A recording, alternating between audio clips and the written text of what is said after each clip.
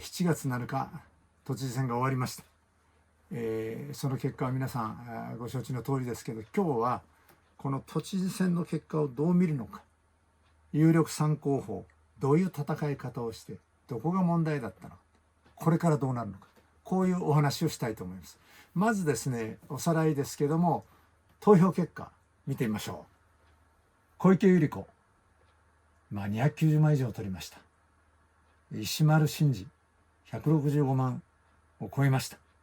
蓮舫さんが振るわなくて3位に落っこちて128万。玉上さん26万、少なかったですね。こういう結果になりました。で、上位3人について、今日はコメントしたいと思います。まず小池さんですけど、やっぱり2期8年間の成果ということでですね、それをアピールできた。コロナの時もいろんな混乱がありましたし、私も非常に前の知事として批判的な面を持ってますけども、とにかく東京は大金持ち、もう法人税がいっぱい入ってくる。ですから国から地方交付税交付金というお金を1円ももらわなくてもやっていける唯一の地方自治体が東京なんです。したがってどんどんばらまきができる。やれ私立高校も無償化しますよ、いやみんなに5,000円配りますよと、こういうことができるんですね。だから言い方悪いけど、どなたが知事になったってばらまきは簡単にできるということで、そういう成果がありました。ところがですね、今回問題はやっぱり私も指摘している学歴詐称の問題とかいろいろな問題がある。そこで表に出て街頭演説するとそれを批判される。わずかな回数ですけど街頭演説やると嘘つきなんて声が聞こえてきたですね。そういうのを避けるためにどうしたかっていうと、徹底的に外に出ないと。もう現職の強みで、理由はいや公職忙しくてね、今現職知事ですから演説できないんですよ。こうして逃げてきた。わずか12回ですよ。17日間の選挙の期間ですね。だから討論会もしない、政策もじゃあ今後どうするのかと細かい点がはっきりしない。で、私が問題にしている防災だって首都防衛って言うけど、じゃあ江戸川荒川が氾濫したらどうするのって、これもあんまり言ってないですね。そういう中で今小池さんの演説回数が12回と言いましたけど、演説回数229回やって頑張った候補がいる。それが石丸伸二なんですね。で、彼は広島の安芸高田市の市長を務めて、そこを任期途中で辞めちゃって、いろいろ市議会と問題があってちょっと問題児だと言われてた。だけど今回、SNS を駆使してですね、もう一気にこの発信力を強める。で、それ面白いからまた大マスコミが拡散すると、こういう相乗効果がありましたね。そしてやっぱり小池さん今度3期目かと、蓮舫さん国会議員でもうちょっと古い顔だなと、古い顔の女性2人出てきた時になんか変化がないかと。で、玉上さんも古い顔ですから、そうすると若い男性出てきて元気がいいと、そこにバーッと票がいったと。これが石丸さんの最大の勝因だと思いますね。そして、小池さんのステルス戦略というか逃げる戦略と逆でどんどん出ていく。で、スマホでですね、とにかくもう知らせまくる。何時何分秋葉原に行くよ。そしたらもうファンがバーッと呼びかける。そして、ファンも呼びかけるし、ファンもそこにやってくるし、スマホで生中継するわけですね。それがどんどん拡散していったと。こういう戦略が功を奏して2位につけた。もう東京23区では全ての区でですね、蓮舫さんを上回ってるわけです。そして10代20代、この若い人は石丸さんダントツなんですね。30代でももうかなりうまく上まで来てるということなんで、これはSNS 戦略とそれに乗っかかって何か新しいものを求めて他に選択肢がないっていうことで言った多くの有権者の思いがそこに来て、この2位という思わぬ結果を呼んだと。そして思わぬ結果といえば、この3位の蓮舫さん、これ何やってたんですか。立憲民主党と共産党って大きな政党がついてて、そしてチャレンジしたんだけれどもダメだった。で私はですね、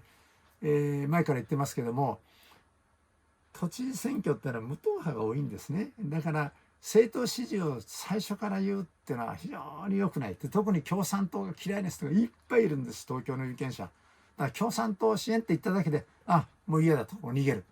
人が多い。それからもう一つ言うとですね、労働組合ですよ。働く人最後のはずですよ。この労働組合の連合がなんと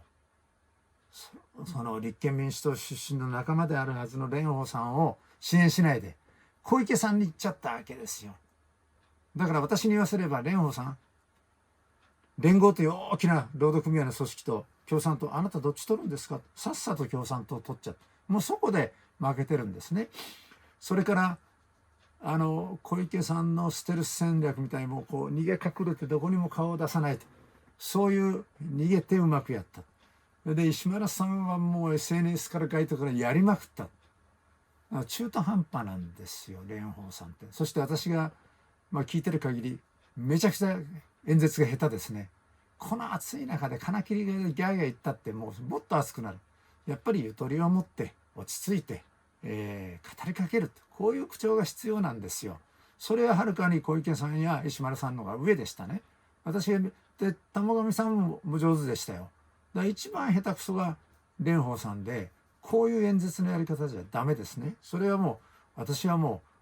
うそれこそ何千回と街頭演説を自分の選挙でも仲間の上の選挙でやってきてますから、 TPO そこにいる聴衆どういう状況か、暑いか暑くないか、それで全部変えてやるわけです。そういう戦略がなかったことが大きな失敗だったというふうに思います。これ立憲民主党はものすごいショックですね。もうこれで岸田さんうわうわ笑ってる。ああもうざまみろと、立憲民主党怒ったじゃないか。これ戦略立て直さないと、秋には自民党の総裁選もありますけれども、立憲民主党の代表選挙もあります。もう泉代表じゃダメだ、小沢一郎さんはっきり言いましたね。だからここも見どころだと思います。さあそういう中でもう一つ注目したいのは東京都議会の補欠選挙補選です。これがですね、9つも行われるって、ちょっと異常に多かったんですけども、なんとこれは衆議院選挙に似てて選挙区ごとこうやるわけですから、都知事選挙とだいぶ違うんです。その中で自民党2勝しかしてないんです。2勝6敗ですよ。今まで5議席持ってたのが2議席しか取れなかった。で私は都知事やったから、この立候補した都議会議員の皆さんとかも候補もよく知ってますけども、負けたのかっていう感じで、特に注目したいのは萩生田さんのその地盤である八王子市でですね、この自民党候補は相手候補が14万4,000票取ってるのに9万8,000しか取ってないんです。こんな負け方をしてるわけですね。そして柿沢さんの辞任でいろんな騒動があった江東区では自民党の山崎さん、これ私もよく知ってる前の都議会議員ですけど、彼が7万5,000しか取れなくて、水戸さんっていう方が8万7,000で、水戸さんが勝ってると、こういう状況ですから、この補選がそのまま衆議院選挙に行くと、これはとてもじゃないけど東京は自民党は壊滅的になると思いますね。だから今回の補選はもう非常に大事なんですね。それで岸田さんは戦略に練り直す、ないしは岸田降ろしが始まると思います。さあそこでもう一つ選挙というと、この石丸さんがおっぽり出した安芸高田市、ここの市長は反石丸派が公認ですよ、通ったんですよ。もう石丸みたいなめちゃくちゃなやり方じゃダメだと、秋田方の市民はカンカンになって怒ってて、あんなのが東京都議会、あんなのが東京都知事選挙起こってよかった、あんなの東京行くようだったら東京壊滅するぞと、もうそう言われてる。そしてやっぱりその石丸さんの問題は政策はっきりしない、何言われてもはぐらかす、相手をバカにする。で石丸公文、公は構造の公で文章ですけど、もう何もかもはぐらかしで、なんか今急にこうライジングスターで登ってきてますけど、次国政で広島1区で岸田と対決するみたいなことを言ってますけど、ただこの政策内容、この喋り方、この答弁の仕方、これ国会で通用しません。ですからものすごい批判が今湧き起こってますね。非常に私は危ういと思います。だから3者とも大きな問題がある。私が一番心配なのは小池さんも大きな問題がある。これから都政大丈夫かな、そういう思いがしておりますけれども、今後とも東京都政、それからこれからは総裁選